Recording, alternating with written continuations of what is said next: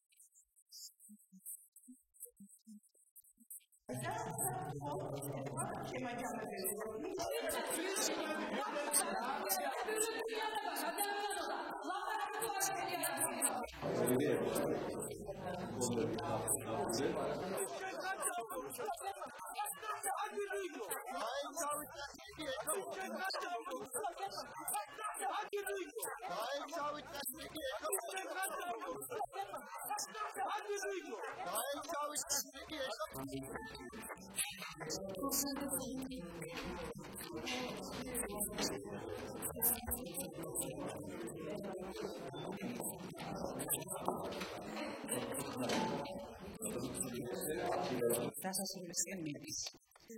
სანამ უშუალოდ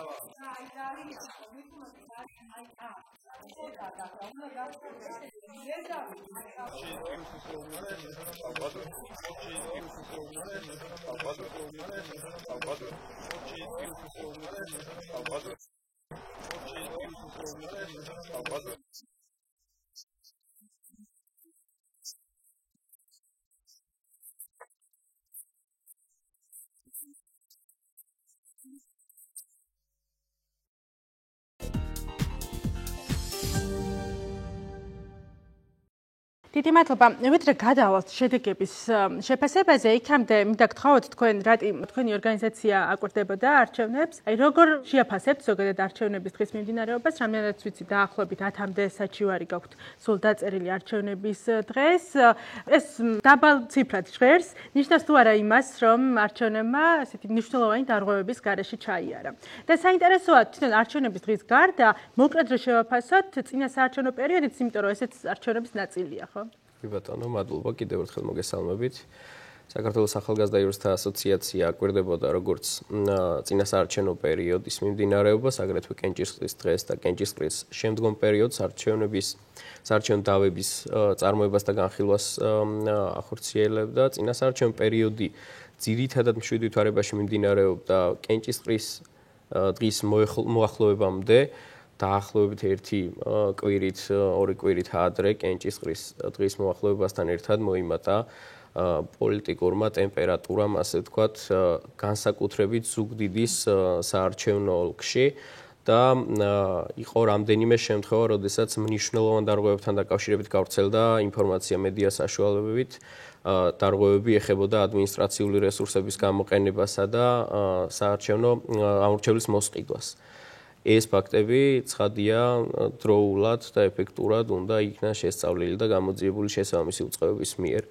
რაც შეეხება კენჭისყრის დღეს ჩვენ დაკვირვებას ვახორციელებდით ყველა საოლქო საარჩევნო კომისიაში, სადაც იმართებოდა შუალედური და რიგგარეშე არჩევნები, ყავდა დაახლოებით 50 დამკვირვებელი, როგორც სტაციონარული, ასევე მობილური ჯგუფებისა და საოლქო საარჩევნო კომისიის დამკვირვებლების მეშვეობით.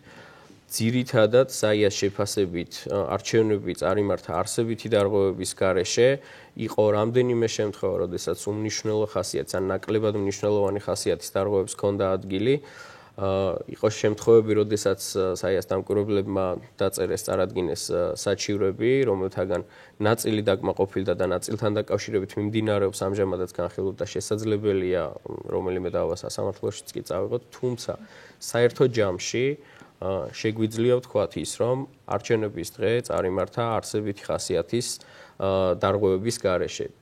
ძალიან სამწუხარო ტენდენციები გრძელდება, ასე ვთქვათ, ეს არ არის ახალი, რაც უკავშირდება წლების განმავლობაში ამორჩევლის ნებაზე არაპირდაპირ ზემოქმედებას იმის მეშვეობით, რომ კოორდინატორები, პარტიული კოორდინატორები ახორციელებენ როგორც საარჩევნო უბანზე, ასევე უბნის მიმდებარე ტერიტორიაზე არჩევნებზე მისული ამორჩევლების აღრიცხვას, აგრეთვე დაფიქსირდა ფოტო და ვიდეო გადაღებები. მივუბრუნდეთ კიდევ და უფრო ცუდად შეგვიძლია რომ ამაზე ვისაუბროთ. იქამდე ბატონო დავით, დაახლოებით 35% იყო მაგალითად მთაწმინდაზე ამორჩევლების აქტივობა და ზოგადად წელს 19 მაისს ამორჩევლების მაღალი აქტივობა არ დაფიქსირებულა. ეს უკავშირდება იმას, რომ არის შუალედური არჩევნები, თუ სხვა მიზეზებთან არის დაკავშირებული. რისი ბრალია ესეთი დაბალი აქტივობა? დიდ მადლობა მოწვევისთვის. ჩემი აზრით, ალბათ ეს არის თვითონ არჩევნების ბუნებიდან, ამ კონკრეტული არჩევნების ბუნებიდან გამომდინარე, რამდენიმე სხვადასხვა ტიპის არჩევნები ჩატარდა შუალედური და რიგგარეშე, ხო? და თუ კი ჩვენ გადავავლებთ კონკრეტულად შუალედურ არჩევნებს, ხო, რომელიც მთაწმინდის საარჩევნო ოლქში ჩატარდა. ხო, ანუ ამ შემთხვევაში ზოგადად ხალხი ამორჩევლები არ აქტიურობენ ხოლმე შუალედურ არჩევნებში.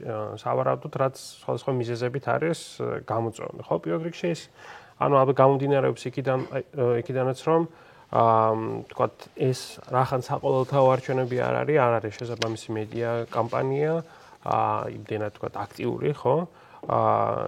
რაც სავარაუდოდ ნაკლებად ესე იგი უვიწყებს ხალხს, რომ ნაკლები ყურადღება მიაქციოს ამ ყველაფერს, ხო?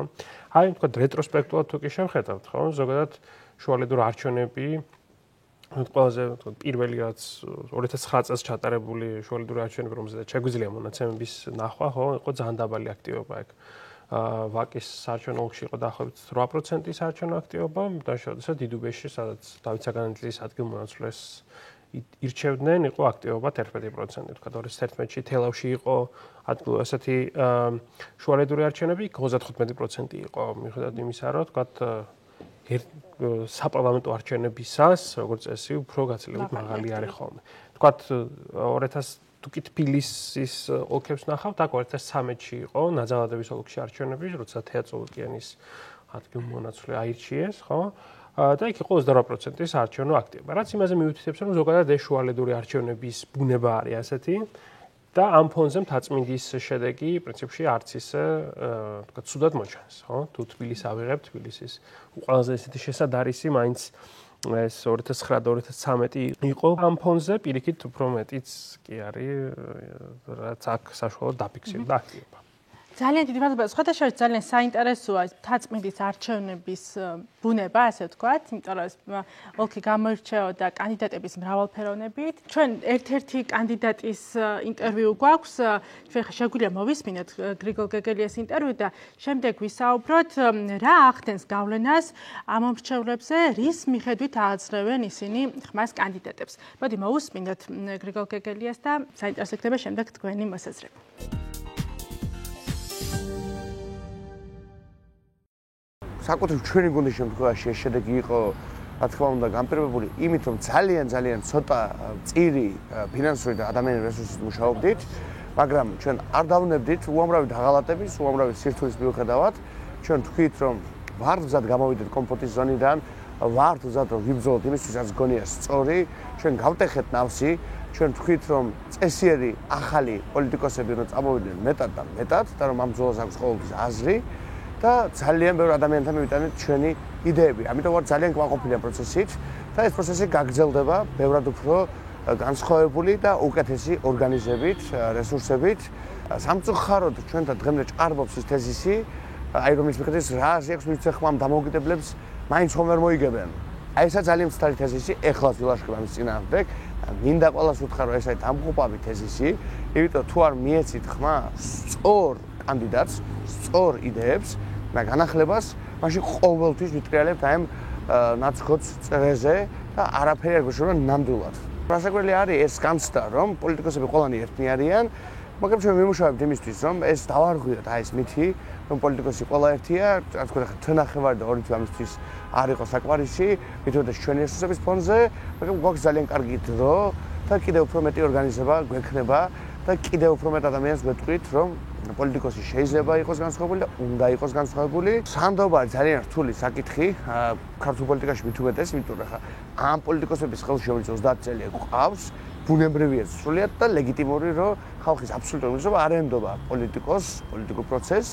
ეს ძალიან კარგად მესმის და მე თვითონაც ამ ხალხის ნაწილი ვარ.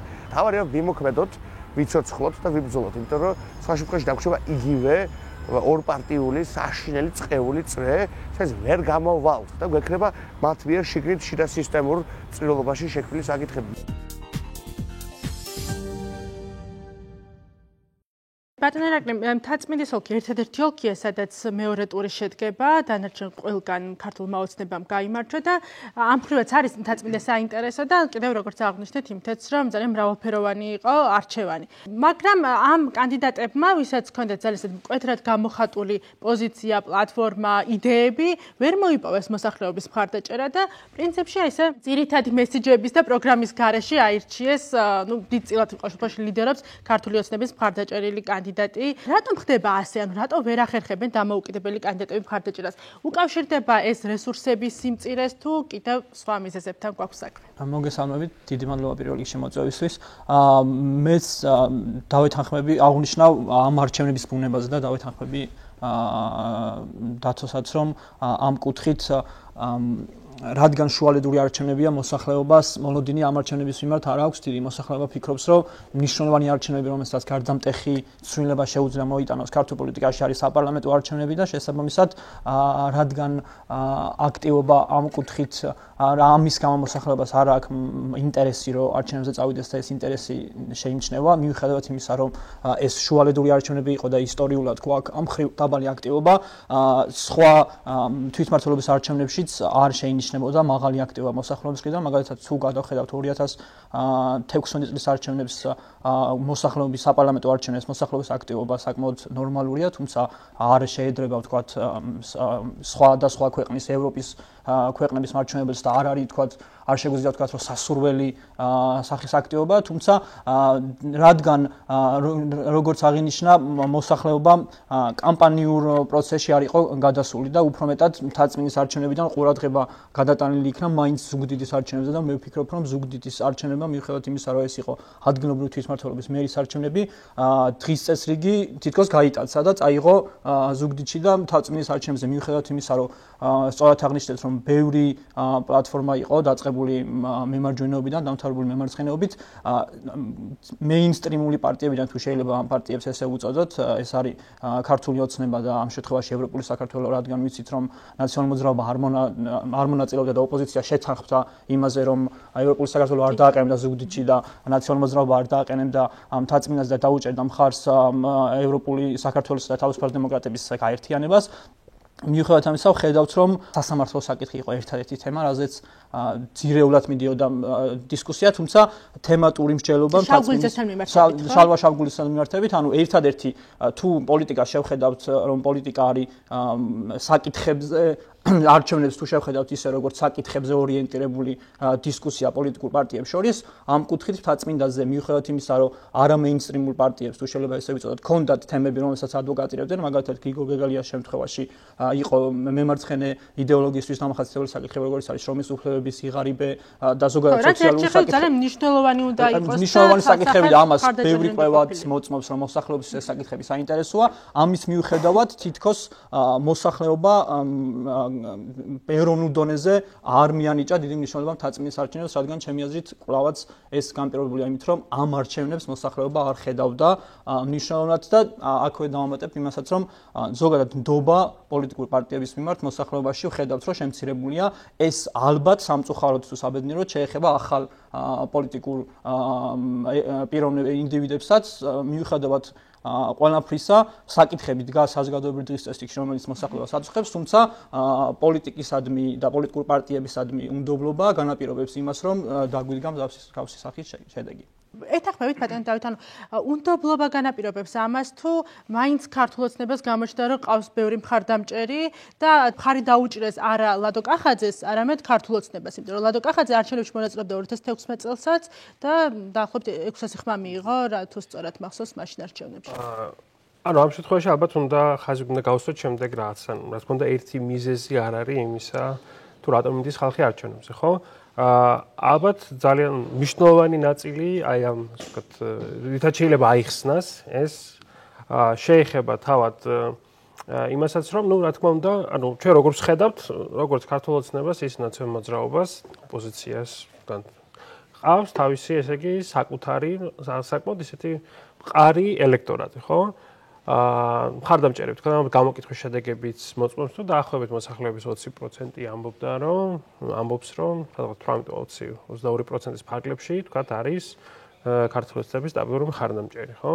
თქვა, ნაციონალურ მოძრაობასაც 14-15%-ის ფარგლებში. ანუ ეს ის ხალხი არის, რომელიც, თქვა, უფრო ამ საკუთარ თავის იდენტიფიცირებას პარტიასთან ახდენს და შემდეგ, თქვა, გადაწყვეტილებებსაც, საარჩევნო გადაწყვეტილებებსაც როგორც წესი ამ თავის საკუთარი პარტიული იდენტობის მიხედვით აკეთებს, ხო? სავარაუდოდ, ანუ დაბალ აქტივობიან არჩევნებში სწორედ ეს ხალხი დადის, რომელსაც, თქვათ, აქვს ეს პარტიული იდენტობა ჯერ ერთი და მეორე, ალბათ ასევე მოწადინებულია ზოგადად მიიღოს არჩევნებში მონაწილეობა. რაც შეეხება თავად საკითხებს, ხო, ანუ როგორც აი ირაკლიმ აღნიშნა, აბსოლუტურად სწორად, ჩემი აზრით, არის ის, რომ, თქვათ, ალბათ ეს არჩევნები მართლაც არ იყო საკითხებზე იმდენად ორიენტირებული. თქვა ერთადერთი უფრო სწორად ხალხისთვის არ იყო ეს გადამწყვეტი არჩევნის გაკეთების დროს, ხო? აი ირაკლი მაგნიშნა, რომ თქვა მთაწმინდის არჩევნებისთვის შეიძლება ეს იყო, თქვა ეს საკითხი შეიძლება ყოფილიყო სასამართლოს საკითხი, ხო? გამომდინარე, თქვა კანდიდატის, თქვა რეზიუმედან, ხო?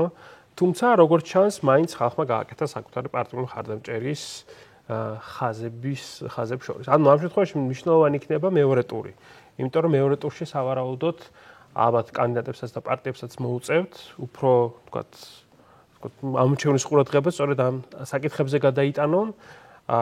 მაშინ როდესაც ვთქვათ, თბილისში უფრო რთული არის რაღაცას, ვთქვათ, ასე საარჩევნო მობილიზება, იმიტომ რომ ვიდრე ვთქვათ რეგიონებში შეიძლება ვთქვათ ადგილი გქონდეს სხვა ამას ვთქვათ. ისეთ კამპანიურ ხასიათს, წინასაარჩევნო კამპანიას ადგილებზე, რომელსაც ვთქვათ ადგილი გქონდა ხოლმე. ხო, მაშინ როდესაც თბილისში შეიძლება უფრო ვთქვათ მეტი უფრო საინფორმაციო ტიპის დისკუსიებთან გქონდეს ადგილი.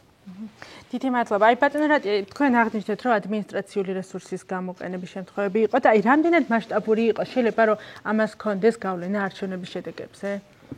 ძალიან რთულია ჩვენ შევაფასოთ საკითხი.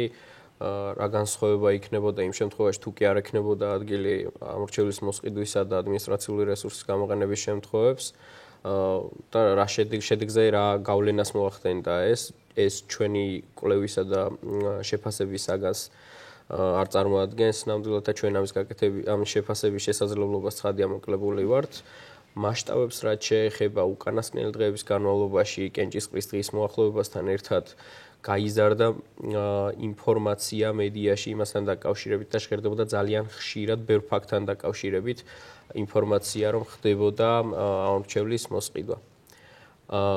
ყოველ შემთხვევაში ამ დრომდე არც ერთი შემთხვევა არ ყოფილა არც სახელმწიფო აუდიტის მიერ და არც პროკურატურის მიერ დადასტურებული ამორჩევლის მოსყიდვა.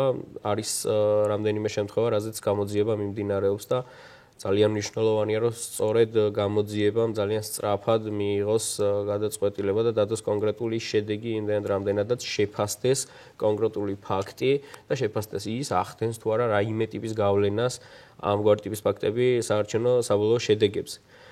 ზოგადად წინასაარჩევნო კამპანიის განმავლობაში არჩევნების დღესაც არსებითი ხასიათის დარღვევებს, რომელსაც კენჭისყრის დღის მიმდინარეობაზე შეიძლებოდა არსებითი ხასიათის გავლენა მოეხდინა, ჩვენ ასეთი ტიპის ფაქტები არ გქონია დაფიქსირებული. იყო კიდევ ერთხელ ვიმეორებ ის უარყოფითი ტენდენცია გაგრძელებული, რაც გამოიხატება ამორჩევლის მობილიზებაში. მათი ნების არაპირდაპირ კონტროლში და მათ აღრიცხვაში ხო აი რატომ არის ეს პრობლემა ხო აი თან პარალელურად გვეუბნებიან რომ მათ ამის უფლება აქვთ ხო აი მაშინ რატომ არის პრობლემა საარჩევნო კანონმდებლობა პირდაპირ არ აწესებს შეზღუდვას იმასთან დაკავშირებით რომ აკრძალულია დაუშვათ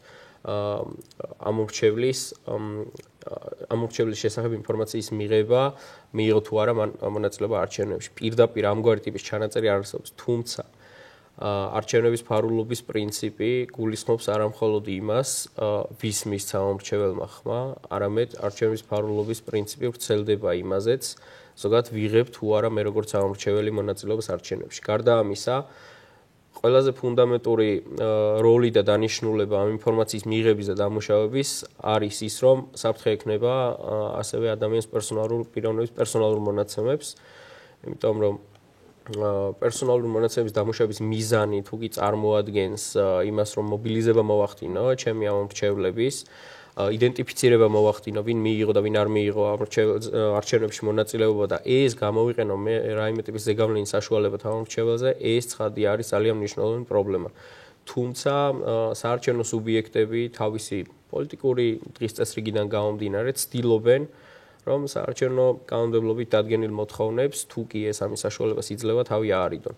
საქართველოს საარჩევნო კანონმდებლობა დღეის მდგომარეობით მსოფლიოში არის ერთ-ერთი საუკეთესო იმ თვალსაზრისით, რომ ძალიან ბევრ დამზღვევ მექანიზმს ითვალისწინებს პრობლემის თავიდან ასარიდებლად, თუმცა ყველაზე მნიშვნელოვანი ამ შემთხვევაში ამ პრობლემების სამომავლოდ პრევენციისათვის და შემცირებისათვის, ასე ვთქვათ, არის პირველ რიგში როგორც ამორჩევლის ცნობიერების ამაღლება, ასევე საარჩევნო სუბიექტების, პოლიტიკური აქტორების განათლების ზრდა იმ თვალსაზრისით, რომ პოლიტიკური კულტურის ზრდა შეეწყოს ხელი და უბრალოდ ეთიკის დონეზე შეთანხმდნენ იმაზე, რომ ისინი არ მიმართავენ ისეთ ზომებს, რამაც შესაძლოა საარჩევნო გარემოს მიაყენოს ზიანი და ამორჩევლის ნებაზე მოახდინოს რაიმე პირდაპირი თუ ირიბი ზეგავლენა. ეს ცოტა უტოპიურად ჟღერს, რომ ახლა წარმოვიდგინოთ, რომ შემდეგ არჩევნებზე კოორდინატორები არ იქნებიან, სიებს არ გამოიყენებენ, ცოტა არადამაჯერებელია, ხო?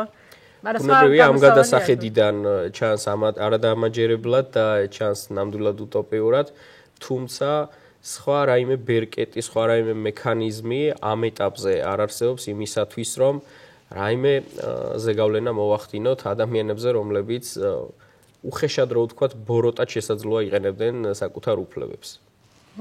მადლობა. რაც შეეხება თვითონ კანდიდატებს, აღმოჩნდა, რომ წელს არჩევნებში მონაწილეობდნენ ესეთი მთავარ ლიდერ კანდიდატებზე რო ვისაუბროთ, ნაკრები პოლიტიკური გამოსწრების მქონე კანდიდატები, ხო? თუნდაც ზუგდიდში სანდრა რულოვსი, რომელსაც არ ჰქონდა ესეთი პოლიტიკური გამოცდილება, ქართული ოცნების კანდიდატიც რომ გავიხსენოთ ლადო კახაძეს, რომელსაც ასევე დიდი პოლიტიკური გამოცდილება არ აქვს. რა იწევს ამას, რომ პარტიები იღებენ ასეთ გადაწყვეტილებას, რომ ასეთი კანდიდატები შეარჩიონ და საინტერესოა, როდესაც ჩვენ გულისხმობთ ხოლმე, რომ გვჭირდება ახალი სახეები პოლიტიკაში, რას გულისხმობთ ამაში? ანუ იმას, რომ ვთქვათ, პარტიებმა წამოაყენონ პოლიტიკური გამოცდილების არ მქონე ადამიანები, ახალგაზრდები, აი თუ ვის ვეძებთ? ვინ გვინდა რომ იყოს ახალი სახე? კარგი შეკითხვა ნამდვილად, თუმცა პირველად პოლიტიკურ გამოცდილების საკითხს რო დავუბრუნდეთ, ანუ რეალურად გააჩნია საიდან დავიწყებთ პოლიტიკური გამოცდილების აცვლას და რას მივიჩნეთ პოლიტიკურ გამოცდილებად, რადგან მაგალითად სანდრა რულოვსის შემთხვევაში 2016 წელს მონაწილეობდა ზუგდიდის არჩევნებში მაჟორიტარი კანდიდატად იყრიდა კენჭს, ამიტომ და თუ არ ვცდები სადღაც 40 და ანუ საკმაოდ მცირე იყო განსხვავება სანდრა რულოვსსა და ქართული ოცნების კანდიდატ შორის და მეორე ტურიც შედგა რომელშიც პარტიულ ცხოვრებაში აქტიურ ჩართვას გულისხმობ. პარტიულ ცხოვრებაში არ იყო ჩართვა. ჩემი აზრით, ანუ ფუნდამენტურად რომ დავუბრუნდე ზუგდიდის არჩევნების მიერ საკითხის რეალურად თაწმინდის არჩევნების მნიშვნელობის შედარებით დაკნინებას, ანუ რეალურად მთელი რესურსი, როგორც ერთიანი ნაციონალური მოძრაობის, ასევე ქართული ოცნების გადატყორცნილი იყო, თუ შეიძლება ესე ვთქვათ, ზუგდიდში ადგილობრივ თვითმმართველობის არჩევნებში. ამანაც განაპირობა, რაც აღნიშნე წინაზე, რომ ქართული ოცნება არ იყო საკმარისად აქტიური, რომ თაწმინდაზე თქვათ, თუნდაც საკითხობრივი დისკუსია შემოეტანა. ამიტომ, თუმცა რა განაპირობებს იმას, რომ რატომ ირჩევენ პარტიები, თქვათ, შედარებით ნაკლებად პოლიტიკაში ნაკლებად გამოცდილ ადამიანს, ამ შემთხვევაში სანდრა რულოვსის შემთხვევაში რეალურად შეგვიძლია ვთქვათ, რომ ნაციონალური მოძრაობის გადმოსახედიდან ის პოპულარული კანდიდატი იყო სამეგრელოში, რადგან ერთი მხრივ იღებდა არჩევნებში მონაწილეობას და ასევე იქიდან გამომდინარე, რომ ნაციონალური მოძრაობის მხრიდან ზუგდიდი აღიქმება როგორც ქალაქი, რომელიც ნაციონალურ მოძრაობას უჭერს მხარს, აქედან გამომდინარე შეიძლება მომხდარიყო ის განხილვა პარტიის შიგნით, რომ უმჯობესია სანდრა რულოვსი, რომელიც როგორც ვიცით, გახლავთ მეუღლე მიხეილ სააკაშვილის საკითხები ეს ამ გაეროვნულება მოხდა პოლიტიკის, იქიდან გამომდინარე, უფრო დიდი მასშტაბები შეეძინებოდა და დიდი მნიშვნელობა მიეცემოდა ზუგდიდში თვითმმართველობის არჩევნებს, თუ კი იქნებოდა დაყენებული სანდრა რულოვსის კანდიდატურა, ვიდრე თქვათ სხვა კანდიდატურა, ხო? ამიტომ ერთ-ერთი მიზეზი, რატოც მოხდა ის, რომ შედარებით პოლიტიკურად ნაკლებად გამოცდილი ადამიანი აირჩიეს, იყო ეს გადაწყვეტილება თვითონ პარტიის შიგნით. რაც შეეხება ქართული ოცნების შემთხვევაში, რატომ ეს კანდიდატი ვინც დააყენა, ანუ მე ზუსტად ვერ ვიტყვი რა შეიძლება ყოფილიყო ქართული ოცნების, თქვათ, მიზეზი თუ რატომ შეარჩია, თუმცა ვლადიმერ კახაძესაც ჰქონდა პოლიტიკაში მონაწილეობის გამოცდილება და ალბათ ქართულმა ოცნებამ ჩათვალა, რომ ეს შეიძლება ყოფილიყო, თქვათ, გამარჯვების მომტანი, თუ კი შეარჩევდა ამ კანდიდატურას. ამიტომ რეალურად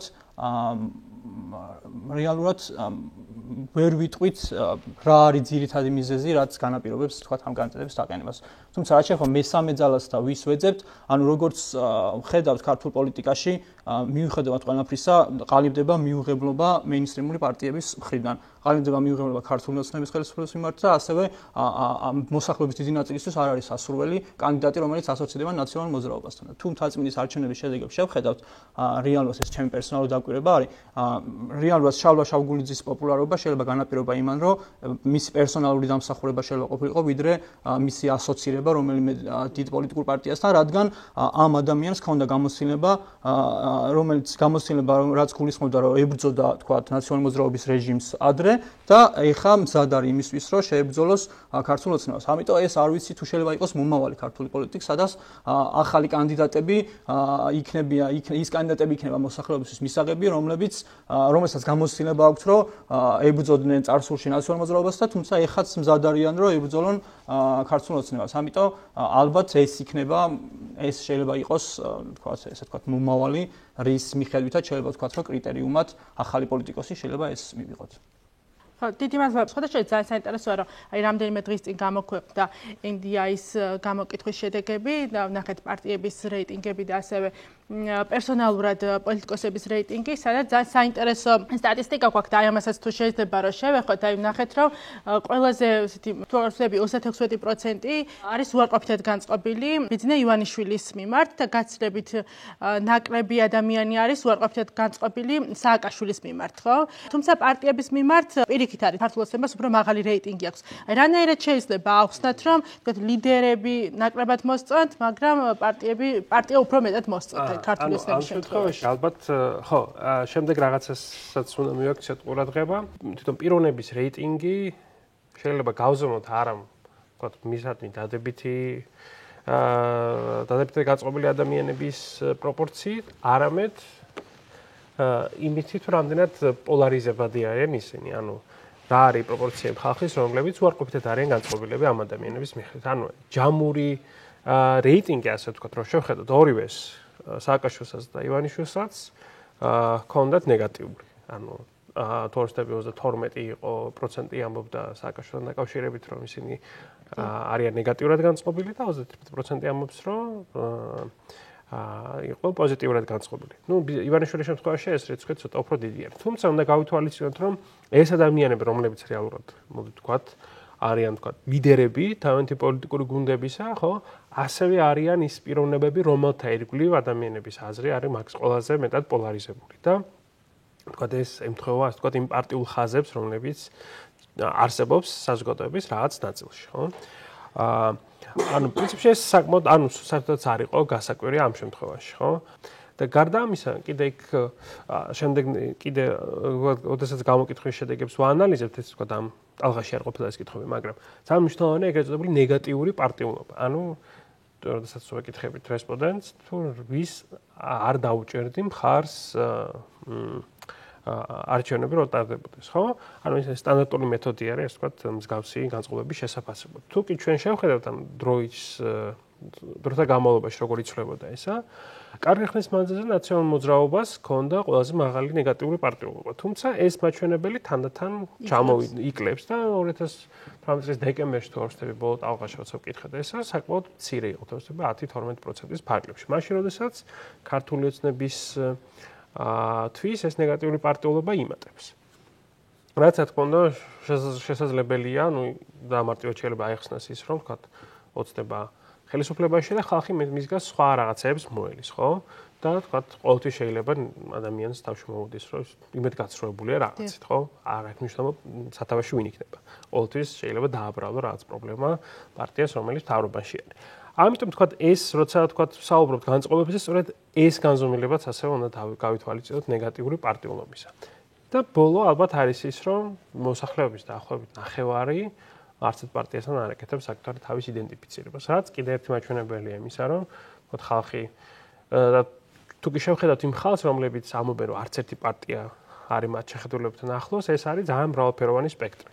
ანუ აქ ხო, თუ არსები 37% არის ასეთი და საკმაოდ დიდი ნაწილია. ხო, ანუ წარმოიდგინეთ, რომ ყველაზე დიდი პარტია საქართველოში არის არც ერთი პარტია. თუმცა შეხედულებებით ძალიან ჭრელი და მრავალფეროვანი, ანუ რაღაც ერთი ვთქვათ, ცვლადი ანუ ორი რაღაც მაჩვენებელი, რომელიც ახსნიდა, ხო, აი ამ რომელიც სიწინას წარმატყოლებდა, ვთქვათ, არც ერთ პარტიის მხარდაჭერას. ეგეთი რაღაცა არ არსებობს. ყოველ შემთხვევაში ჩვენ გამოკითხვაში ვერ ხსნით, თუ ასე ვთქვათ, რა საზოგადოების რა კონკრეტული ნაწილი შეიძლება იყოს ეს. თანაბრად არიან განაწილებული ქალაქში, სოფელში, განათლების მიხედვით, შემოსავლის მიხედვით, მოკლედ ასეთი რაღაცა შეუძლებელია. დიდი მადლობა. ძალიან საინტერესოა მედიას რა როლი აქვს არჩევნებზე, როგორ ახდენს გავლენას. ამიტომ რომ მედია საქართველოში არის ძალიან პოლარიზებული, ის ყველაზე ესეთი რეიტინგული ტელევიზიები არ არიან თქო მიუკერძოებები, ვთქვათ, არჩევნების დღესაც რომ ვუყურებდით, ძალიან ცალსახად ჩანდა ეს ყველაფერი. როგორ ფიქრობთ, ეს ტელევიზიები როგორ ახდენენ გავლენას ამ მომრჩევლის ქცევაზე მე არჩევნების დღეს? ჩემი აზრით ძალიან სრული შეკითხვა არის იმის პირდაპირ გაზომა, თუმცა რა თქმა უნდა, ტელევიზიები მნიშვნელოვანი პლატფორმა არის ზოგადად პოლიტიკოსებისთვის იმისათვის, რომ თავიანთი კამპანიის მესიჯები, ესე ვთქვათ, გზავნილები მიაწოდოს მოსახლეობას. ამიტომ, რა თქმა უნდა, და თუ დავერტყმებით ისე კვლევებს, ძირითადი ინფორმაციის მიღების წყარო არის ტელევიზია და შესაბამისად, რა თქმა უნდა ვივარაუდოთ, რომ ის რაც გაჟღერდება პოლიტიკური პარტიების მიერ ტელევიზიებში ამან შეიძლება გავლენა მოახდინოს მოსახლეობის განწყობებზე და დამოკიდებულებებზე პოლიტიკოსებისა და პოლიტიკური პარტიების მიმართ, თუმცა რამდენად გადაიზრდება ეს ხმის მიცემაში პირდაპირ ეს ჩემი აზრით თულად გასაზომი არის, თუმცა საინტერესო არის მე არ ვიცი ამ ხრივ თუ არსებობს კვლევები, რომლებიც თქვათ აჩვენებდეს იმას, რომ აი ვინც უყურებს თქვათ ერთ პარტიას, მე აუცილებლად მიდის და ხმას აძლევს კონკრეტულად ამ კანდიდატს, ეს ზოგადად ესეთი სახის მონაცემი საქართველოში არ გვაქვს, თუმცა მედიას ზოგადად მნიშვნელოვანი ადგილი უკავია და კიდე აქვე ვახსენებ პირველ კითხვასთან დაკავშირებით რესურსების საკითხს, ხო, ამ ხრივ სხვა კანდიდატებს რა რესურსები ქონდათ და ეს მნიშვნელოვანი არის, რომ ზოგიერთ კანდიდატს მაგალითად ამ მეინსტრიმულ არხებში, მაგალითად რუსთავიორსა და იმედში, იმდენად წვდომა არ ქონდათ, არ მიეცათ საშუალება, რომ თავისი მესიჯები თუნდაც საკითხები, რომელიც შეეხება შრომით უფლებებს, სოციალურ საკითხები არ ქონდათ საშუალება, რადგან ისევ ტელევიზიები მიყვნენ პოლიტიკური ეს კონკრეტული ტელევიზიები მიყვნენ პოლიტიკური პარტიების დღის წესრიგს ალბათ ვიდრე იმას რომ თქვათ ბევრ კანდიდატს სხვადასხვა კანდიდატისთვის მიეცათ პლატფორმა. ამიტომ ტელევიზიას და მედიას ზოგადად მნიშვნელოვანი გავლენა აქვს იმაზე, რას ფიქრობს მოსახლეობა და როგორ შეიძლება იყოს მოსახლეობის განწყობა ამა თუ იმ პოლიტიკოსის მიმართ. ხო, აი ასეთი კვლევა ნამდვილად არ გვაქვს, რომელიც გაზომავდა პირდაპირ რა გავლენა აქვს ტელევიზიებს საქართველოში, ტელევიზიები როგორ ახდენენ გავლენას ამ არჩევნებზე, მაგრამ შესაძლოა გარკვეულწილად ვივარაუდოთ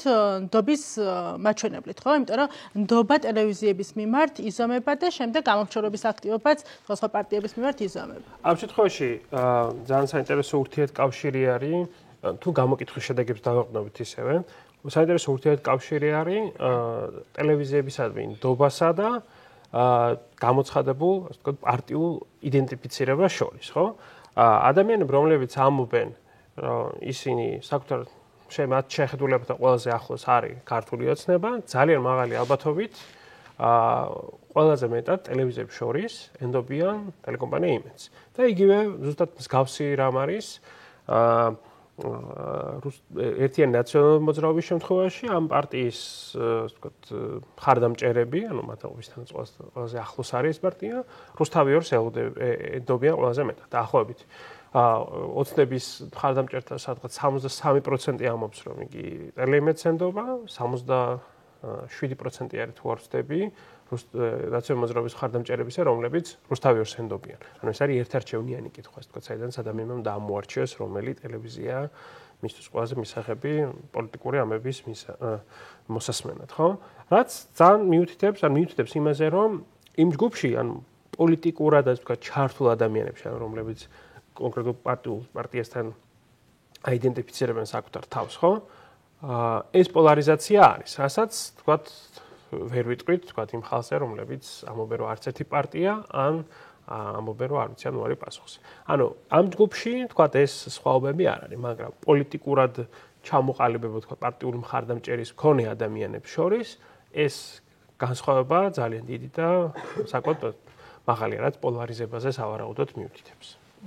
ძალიან დიდი მადლობა. როდესაც ჩვენ საუბრობდით მობილიზებაზე საარჩევნო უბნებთან და გამოსავალზე საუბრობდით, და შეიძლება თუ არა ვივარაუდოთ, რომ აი არჩევნების ელექტრონულად ჩატარება არის თუ არა წამალი იმის, რომ ეს პრობლემა აღმოიფხვრას და რამდენად რეალურია, რომ საქართველოში არჩევნები ელექტრონულად ჩატარდეს. არჩევნების ელექტრონული წესით ჩატარების რამდენიმე მაგალითი საქართველოში გვაქვს უკვე წელს ამ შუალედურ არჩევნებზეც.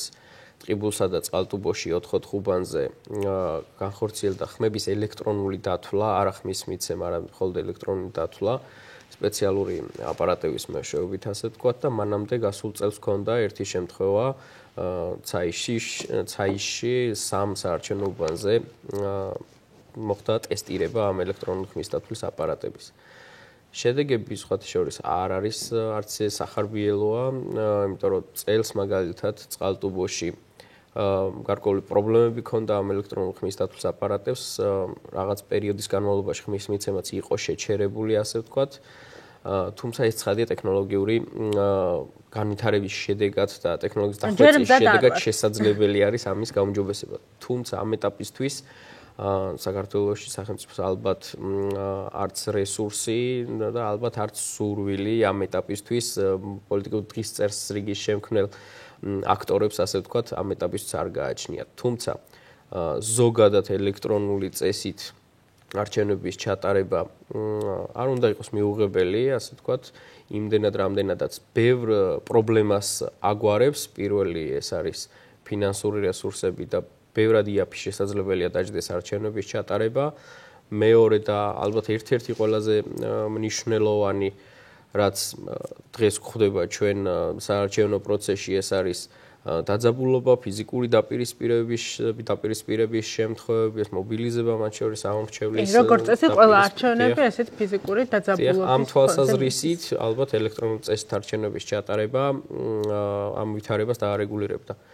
სხვათა შორის დღეის მდგომარეობით სახელმწიფოები, რომლებიც არიან გადასული ელექტრონული არჩევნების ჩატარებაზე, აბსოლუტურად ყველა ფიქრობს იმაზე და ტენდენცია არის იქეთკენ, რომ ელექტრონულად არჩევნების ჩატარების შემთხვევაშიც კი უნდა რჩებოდეს შესაძლებლობა, რომ შედეგები გადამოწმდეს ხელით გადათვლის შედეგადაც, იმიტომ რომ სანდოობა ამ ტექნოლოგიის მიმართ არა მხოლოდ საქართველოში, არამედ ზოგადად მსოფლიოში არ არის ასე ვთქვათ მაღალ დონეზე, ბევრ რისკს შეიცავს.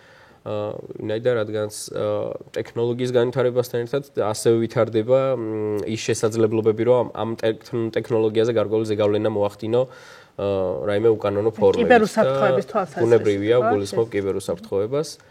ამ ეტაპისთვის ალბათ მზად არ არის ჩვენი ქვეყანა იმისთვის, თუმცა სამომავლო პერსპექტივაში ალბათ იქნება მისაღები და სასურველი, რომ როგორც მინიმუმ ხმის დათვლა ხდებოდეს ელექტრონული წესით. როდესაც არჩევნების დღეს კენჭისყრის პროცესი სრულდება, ხმის დამთვლელი აპარატი მომენტალურად იძლევა წინასწარ შედეგებს, რომლის გადამოწმების შესაძლებლობა ხელით გადათვლის შედეგადაც შესაძლებელი არის. და ეს პოლიტიკური დაძაბულობა და მაღალი ტემპერატურა, ასე ვთქვათ, ძალიან მარტივად ცხრება, იკლებს და მშვიდდება და ამიტომ ეს შეიძლება იყოს ერთ-ერთი წამალი, ასე ვთქვათ, ამ პრობლემის აღმოფხვის, თუმცა მნიშვნელოვანია გავითვალისწინოთ ის, რომ ამ პრობლემის აღმოფხვრამ არ გამოიწვევს სხვა არანაკლებ მნიშვნელოვანი პრობლემების წარმოქმნა. გასაგებია, მოკლედ უახლოეს პერიოდში არ უნდა ველოდოთ ქვეყანაში ესეთი ცვლილებები. ჩემი მოსაზრებით უახლოეს პერიოდში არ არის დიახ, ნამდვილად არ არის რეალური და ალბათ ამის არც რესურსი არ გვექნება ახლო მომავალში. ცოტა დრო დაგვჭირდა, მინდა რომ შევაჯამოთ. რის თქმა შეგვიძლია რა გვაჩვენა ამ შუალედურმა არჩევნებმა და შეიძლება თუ არა ეს მართლა მივიჩნიოთ რეპეტიციად, გენერალურ რეპეტიციად, როგორც პარტიები ამბობენ 2020 წლისთვის. პირველ რიგში რაც გვაჩვენა არჩევნებმა არის ის, რომ რეალურად ოპოზიციას არ შესწევს უნარი რატომ ეს განში საკითხებს არ შესწევს უნარი, რომ ხელისუფლება დაამარცხოს არჩევნებში. ეს ხადი არ ნიშნავს, რომ სხვა მეთოდებით უნდა ეცადონ ხელისუფლების შეცვლას, თუმცა ფაქტია, რომ ოპოზიციურმა ფრონტმა, ზოგადად ყველა ოპოზიციურმა პარტიამ ალბათ უნდა ითანამშრომლოს და უნდა გამონახოს გზები, როგორ შეიძლება შეცვალონ საარჩევნო სტრატეგიები თუ როგორ შეიძლება